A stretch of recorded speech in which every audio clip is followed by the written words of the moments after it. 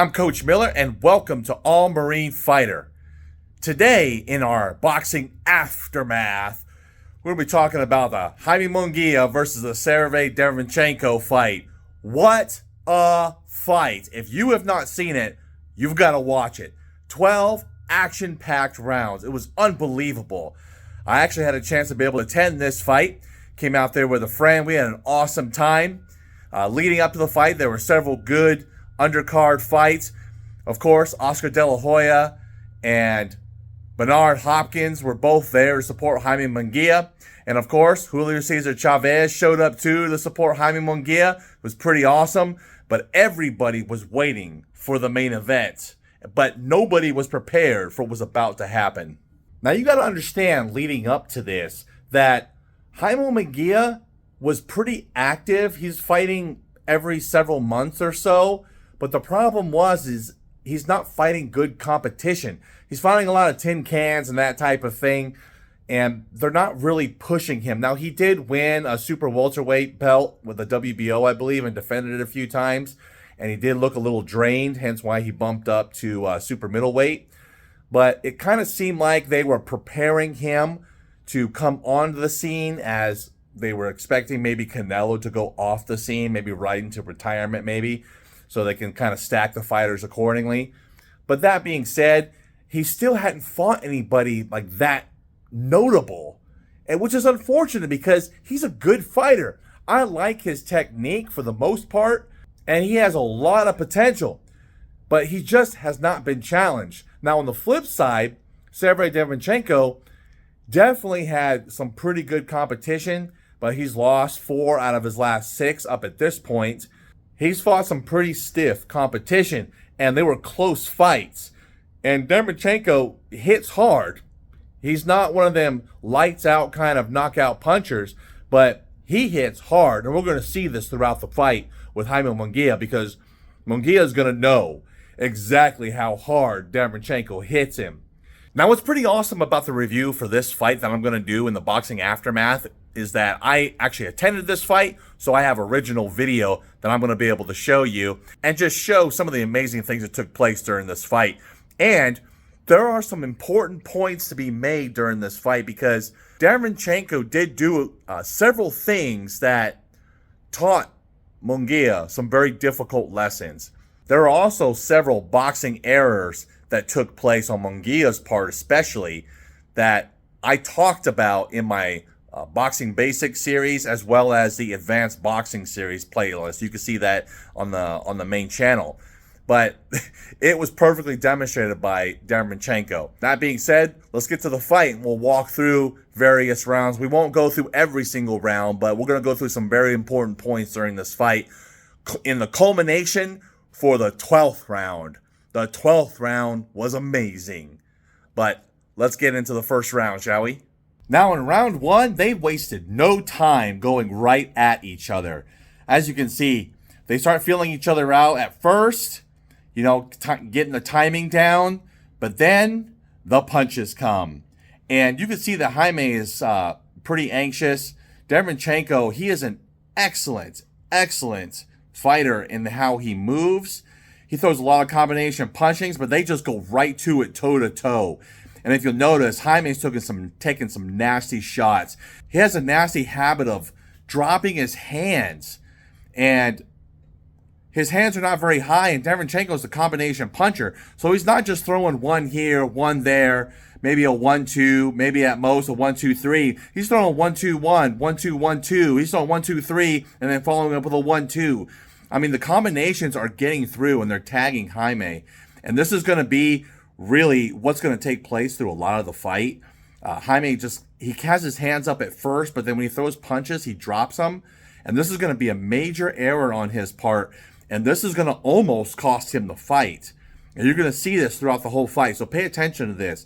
But you can see that Munguia took several of his shots. Round 2 was no different. As you can see, they come right in. Everybody stands up because Jaime gave Derevyanchenko a nasty hook.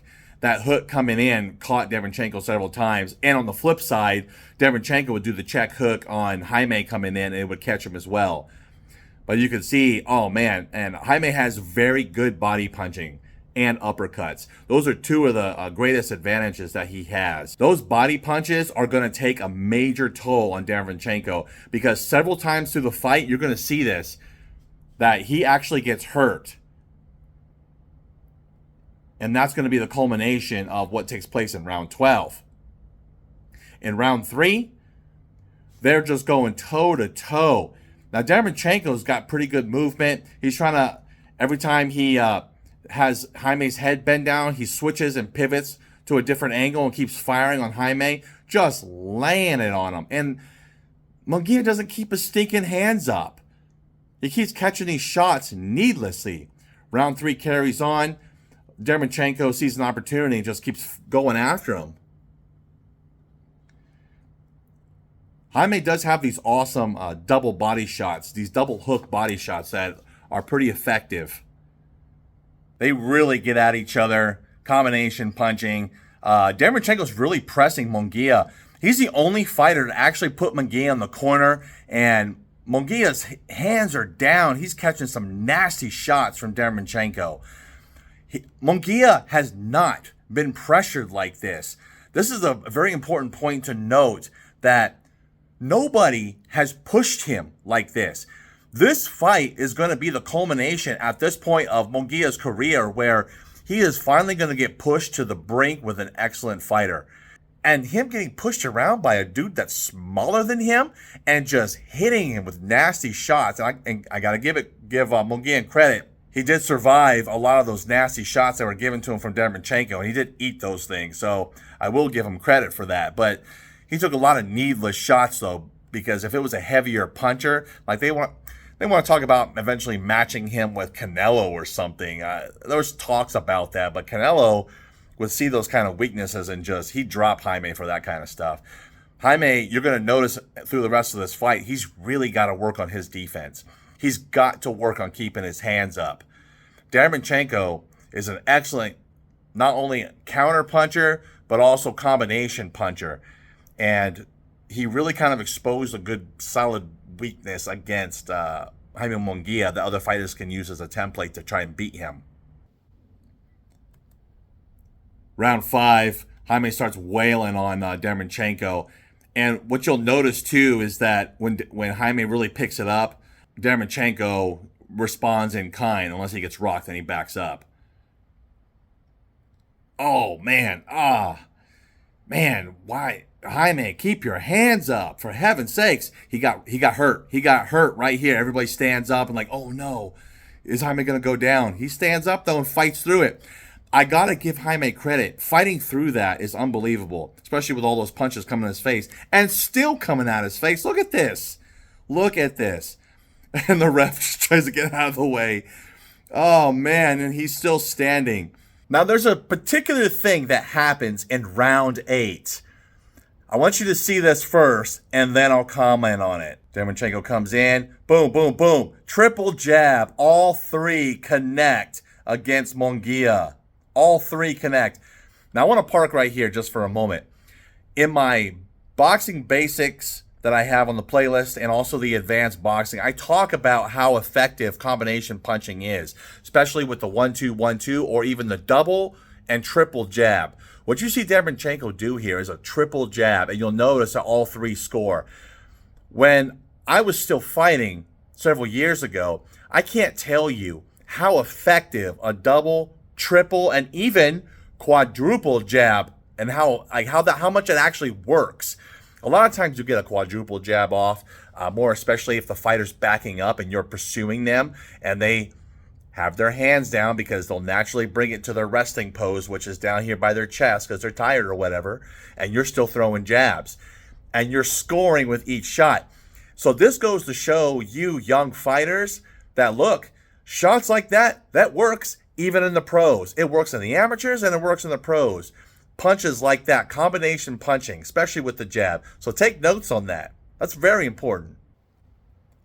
In round 9, you're going to see a lot of these hooks come into play that Derevyanchenko throws. And he's catching Jaime right when he comes in. And Jaime's hands are down. I understand they're tired, but man, he'll block several shots and then all of a sudden he'll drop his hands again. He'll drop his hands again and get caught. Unfortunately, this also shows his ability to not make adjustments in a fight. And this is what makes a championship level fighter, is your ability to adjust in the ring. You can only prepare so much against your opponent beforehand. Like, you try to watch film and things like that, but sometimes you just got to make adjustments while you're in there. And really, that's what made Floyd Mayweather so great.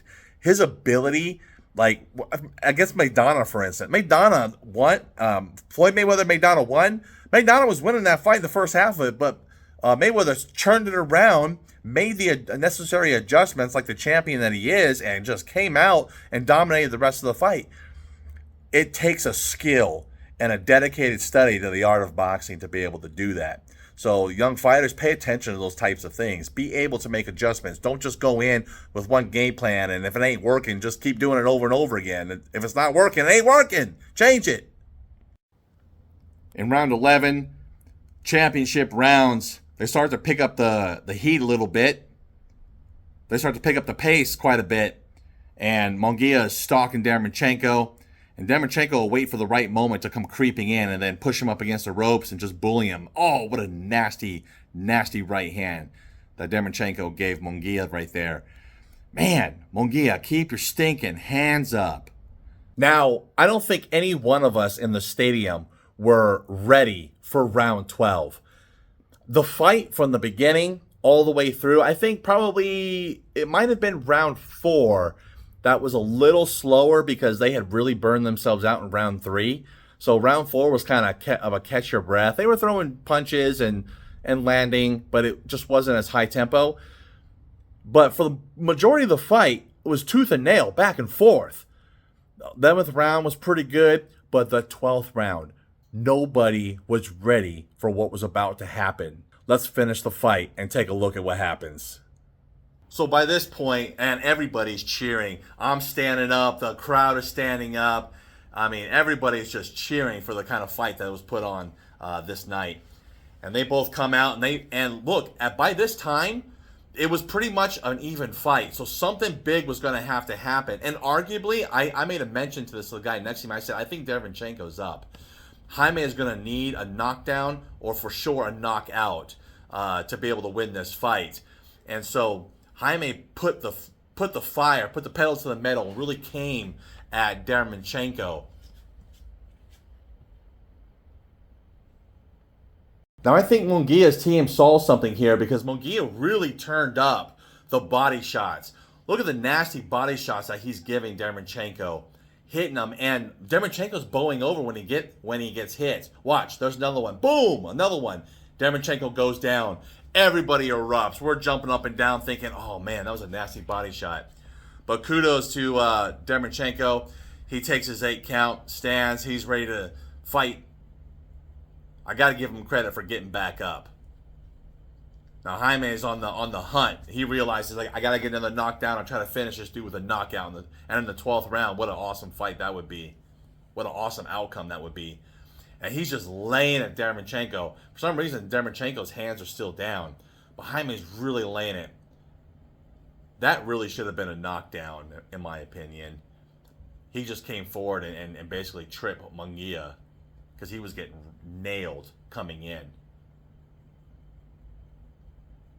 He's setting up the body shot, going to the head, trying to raise his hands, raise Derevyanchenko's hands, and then be able to nail him to the body. 1, 2, 1, 2, 3. He would do a 1, 2, and then do a 3 to the body. That's a very good technique, by the way. It's not just 1, 2, 3 to the head. Do a 1, 2, 3 to the body. Excellent body shots, just railing on him. And good job on the ref on backing up there and not getting in the way of the fight. Excellent. The ref did an excellent job. Give kudos to the ref because he did his job effectively. Boom! Derevyanchenko takes another shot. Jaime's on the hunt. Just laying it to him. Just laying it to him. The round's almost over. Derevyanchenko's in survival mode right now. He is hurt. Not only, I feel like, not only from, of course, the headshots, but his body's obviously hurt. Like, look, his hands are low. Man, he's running from Jaime. He doesn't want anything of it. And Jaime sees this. He's trying to hunt him, but it becomes a point where he's just like, let's go, let's go. We were all cheering for Jaime, like, go, go, go. He's pushing, right? Oh, there's the clock. He's like, come on, let's go, let's go. We all knew the fight would be close, but that knockdown in the 12th round was definitely a deciding factor. It wasn't one of those fights where, like Derevyanchenko versus Gennady Golovkin, where Golovkin basically got handed a gift, because you watch that fight and you're like, man, Derevyanchenko, I think he won that fight. This fight, tooth and nail, back and forth. And something had to happen in order to have a win take place. Because honestly, I think that Derevyanchenko might have been up on the scorecard by at least a minimum one round. And the judges would definitely say that that was so. So the outcome for the fight, 115-113, which is a one-round swing there. But then you have 114-113, 114-113. That's razor thin, and that's because of that knockdown in the 12th. Unbelievable. Had that knockdown not happened, that would have been probably Derevyanchenko's fight. But like I said, it's a fight that I would want to see again. But was it a robbery? No. For sure, Jaime Munguia won that fight. And I got some pictures here with him having the belt and the big cheering and everything. I think everybody in the stadium, there's definitely a lot of fans in the stadium that were hooting and hollering and screaming. He had a lot of fans there. With some of the slow fights that we've gotten as of late, it was really good to have a fight where fighters are going tooth and nail at each other. And you saw excellent technique from Derevyanchenko. You saw some things that were lacking on Munguia's part.